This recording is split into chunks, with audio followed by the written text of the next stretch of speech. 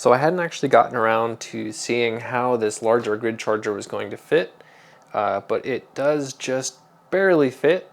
And the way it works is you position it kind of like this. I'll of course have a real install video. This is just the roughing it out.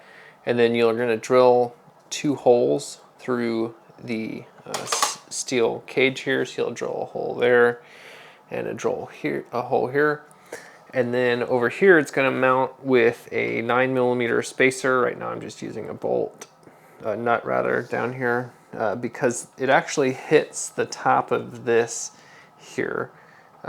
So probably put a piece of foam or something. I don't think it will rattle, but you know, just in case you don't want it to develop rattles there.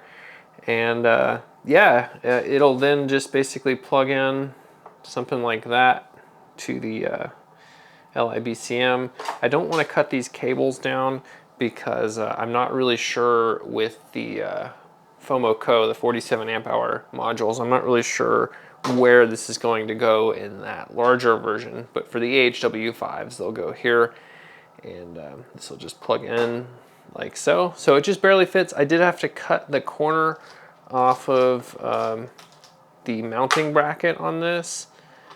So you can see that I've cut that off. I'll do that, of course, on all of the power supplies that I ship out with LiBCMs. But if you buy this yourself, which is heavy, this is, I don't even know, like 6 or 7 pounds. It's very heavy. I would need to weigh it. But anyway, I have 27 of these that I've purchased. They're expensive, but it does seem like of the LiBCM orders, it seems like a lot of people are wanting this. So, man, cool. Anyway, again, you do need Rev D hardware for this. So the Rev C hardware will not work. In fact, it will be, I mean, it'll work. It'll just be limited to a much lower current. So instead of 2.1 amps, it'll be, I don't know, 500 milliamps, because the Rev C hardware just can't handle the temperature that's generated. If you look at the Rev C board, which here's a Rev B board, but the Rev C one was the same.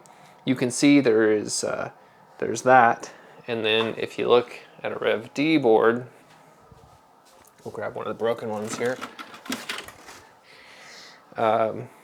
Here's the difference. I've shown it before, but here it is again. Rev D got a big old honker heatsink there. It's also got a much larger reverse blocking diode here. So anyway, you can mix and match however you want, and it's safe to use either way because the firmware can tell which hardware it's installed on. But if you put that big honker 2100 milliamp charger on a Rev C board, it will be limited to maybe 500 to 600 milliamps. I haven't actually figured out that value yet. Probably just gonna limit it to 500. The OEM smaller charger that comes with all of the Rev C guys is very small. There it is. I've showed it many times, but you can see how much bigger the larger grid charger is. Yeah,